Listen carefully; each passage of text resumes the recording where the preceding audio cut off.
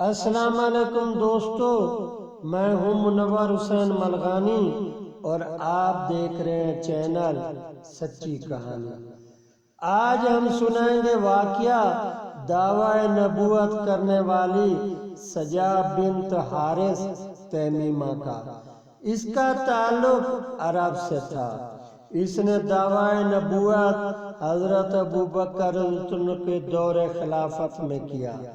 جس طرح موسم برسات کے آغاز میں بسیط ارض پر طرح طرح کی نئی مخلوق ظاہر ہونے لگتی ہے، سینکڑوں قسم کے کیڑے مکوڑے ادھر ادھر رینگتے دکھائی دیتے ہیں اور ہزاروں لاکھوں پتنگے فضائے محیط پر مسلط ہو جاتے ہیں، ایسے ہی بے شمار جھوٹے امام مہدی اور مسیح موعود اسلام پر حملہ آور ہوئے، اسلام کا حقیقی چہرہ مسخ کرنے کی کوشش کی اور آج بھی جاری ہے۔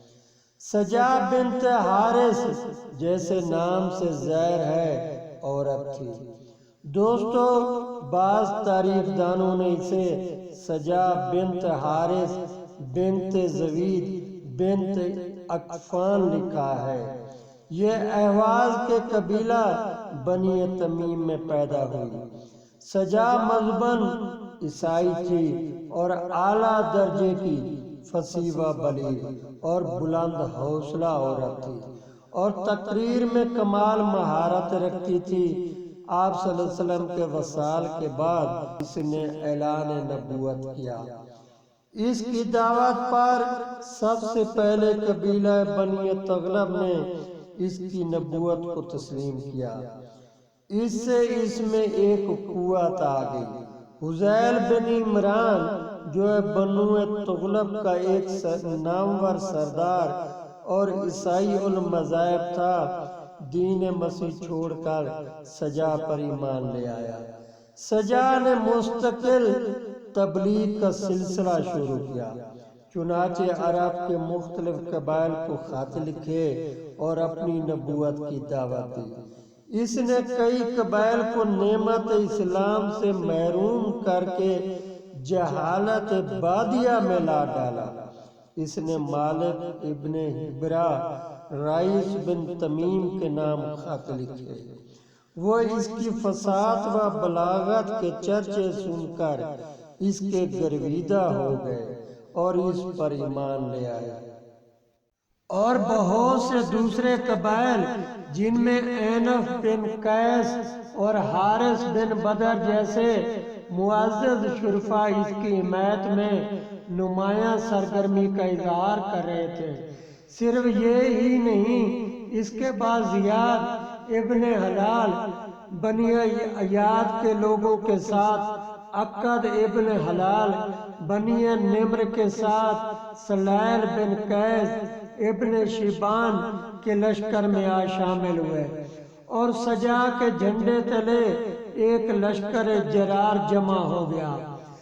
اب اس نے اپنے سب سے بڑے دشمن یعنی اسلام کو معاذ اللہ مٹانے کی تدبیریں سوچنے لگی اور یہ اپنے لشکر کو لے کر مدینہ منورہ پر حملے کے لیے نکل کھڑی ہوئی، مگر بنی تمیم کے مالک بن نویرہ نے حالات کی نزاکت کو دیکھتے ہوئے سجا کو مشورہ دیا، آپ کو مسلمانوں پر کسی طرح سے کامیابی حاصل نہیں ہو سکتی، آپ ان پر حملہ کرنے کی بجائے ان قبائل کی طرف توجہ دیں جو آپ پر ایمان نہیں لائے اور آپ کی اطاعت قبول نہیں کی۔ مالک بن نویرہ نے اسے بنی تمیم پر حملے کا مشورہ دیا۔ سجا لشکر لے کر بنی تمیم پر حملہ آور ہوئی۔ وہ حملہ کی تاب نہ لا کر اس کے تابع فرمان ہوئے۔ البتہ قبیلہ بنی رباب اور زبا نے اتفاق کر لیا اور اس کا جم کر مقابلہ کیا اور اس کو سخت ہزیمت اٹھانی پڑی۔ اب سجا اپنے لشکر لے کر مدینہ کو روانہ ہوئی۔ یہ جب نبا کے مقام پر پہنچی تو اوس بن خزیمہ نے قبیلہ بنی عمرو کو لے کر اس پر حملہ کر دیا۔ دونوں میں گھمسان کی جنگ ہوئی۔ سجا نے اپنے لشکر کے سرداروں کو جمع کر کے کہا، مجھے اللہ تعالیٰ نے وحی کے ذریعے حکم دیا ہے میں یمامہ پر حملہ کروں۔ یمامہ میں اس سے پہلے مسلمہ کذاب اپنے نبی ہونے کا دعویٰ کر چکا تھا۔ مدینہ میں امیر المومنین حضرت ابو بکر صدیق رضی اللہ تعالیٰ عنہ نے حضرت خالد بن ولید رضی اللہ تعالیٰ عنہ کو ایک لشکر جرار کے ساتھ سجا کی سرکوبی کے لیے روانہ کیا، مگر جب حضرت خالد رضی اللہ تعالیٰ عنہ کو معلوم ہوا سجا اور مسلمہ کذاب کے لشکر دونوں دشمن اسلام آپس میں ٹکرا رہے ہیں تو وہ لشکر لے کر واپس مدینہ چلے گئے۔ نبوت کے دائی مسلمہ کذاب کو خبر ہوئی سجا اپنے لشکر کے ساتھ اس پر حملہ کرنے آ رہی ہے تو اس کو اپنی کشتی دریا میں ڈوبتی نظر آئی، تو مسلمہ کذاب نے لومڑی کی چال چلی، سجا کو پیغام دیا، مجھے آپ کی ملاقات کا اشتیاق ہے، اگر ملاقات کی اجازت ہو تو ذرا نوازی ہوگی۔ سجا نے ملاقات کی اجازت دے دی۔ مسلمہ اس کے سامنے بے حد ادب و احترام سے پیش ہوا، تحفے دیے اور اس کو اپنی مہمان نوازی کی دعوت دی، جو سجا نے قبول کر لی۔ جب سجا مسلمہ کذاب کی مہمان ہوئی اس نے پرتپاک طریقے سے استقبال کیا۔ مسلمہ کذاب پہلے پروگرام بنا چکا تھا، عورت زاد ہے، جنگ کی بجائے عشق و محبت سے شکست دی جائے۔ سجا نے 3 دن تک اس کے خیمے میں قیام کیا اور مسلمہ کی یہ چال کامیاب گئی۔ دونوں نے مل کر حکومت کرنے پر اتفاق کر لیا اور آپس میں شادی کر لی، مگر اس شادی کا علم صرف ان دونوں کو تھا، بغیر کسی کو کان و کان خبر نہ تھی۔ اس کا لشکر 3 دن تک یہ سوچتا رہا، ایک ایک بات پر غور ہو رہا ہوگا اور ہر بات طے ہو رہی ہوگی۔ جب یہ 3 دن بعد واپس لشکر میں آئی تو لشکر والوں نے پوچھا کیا ہوا، تو اس نے کہا ہم دونوں نے ایک دوسرے کی نبوت قبول کر لی ہے اور آپس میں شادی کی ہے۔ مسلمہ قذاب کو شک ہوا کہیں اس کا لشکر اس کی شادی قبول نہ کرے اور وہ حملہ آور ہو جائے۔ وہ اپنے قلعہ میں چلا گیا اور قلعہ کے دروازے بند کر لیے۔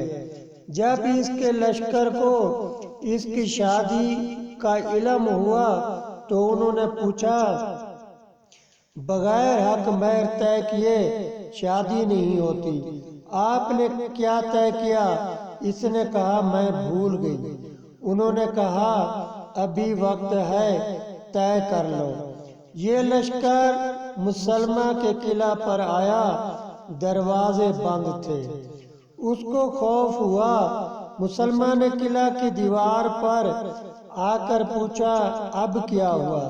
سجا بولی میرا حق مہر بتا دیں، کیا ہے؟ مسلمہ کذاب نے کہا محمد صلی اللہ علیہ وآلہ وسلم کو اللہ تعالیٰ نے 5 نمازوں کا حکم دیا، اب آپ کے حق مہر میں 2 نمازیں معاف ہو گئی، اب 3 نمازیں آپ کی اور میری امت پر فرض ہوئی۔ کچھ ماہ بعد مسلمہ قذاب مارا گیا۔ سجا کی شادی سے اس کے پیروکار بدظن ہو چکے تھے، اس سے الگ ہو گئے۔ پھر اس نے توبہ کر لی اور اسلام قبول کیا۔ سجا کا بصرہ میں انتقال ہوا۔ اس کی نماز جنازہ بصرہ کے حاکم اصحابی رسول حضرت سمرہ رضی اللہ عنہ نے پڑھائی۔ جھوٹے مسیح موعود اور مہدیوں کی تعداد اتنی ہے، آپ سن سن کر تھک جائیں گے اور ہم سنا سنا تھک جائیں گے۔ اگر آپ نے چینل سبسکرائب نہیں کیا تو کر لیں، گھنٹی کے بٹن کو دبائیں، ویڈیو شیئر کریں، لائک کریں۔ منور حسین ملغانی کو اگلی ویڈیو تک اجازت۔ اللہ حافظ۔